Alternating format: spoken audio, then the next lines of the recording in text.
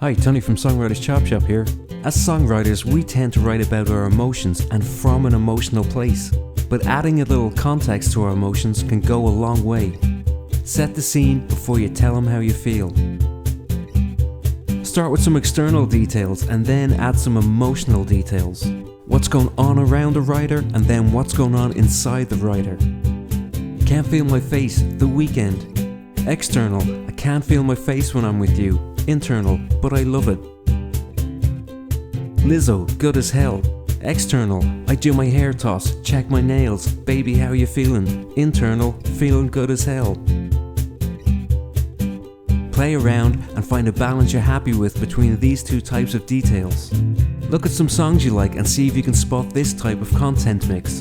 Most lyrics will have a mix of external solid details and internal emotional details. Catch you next time.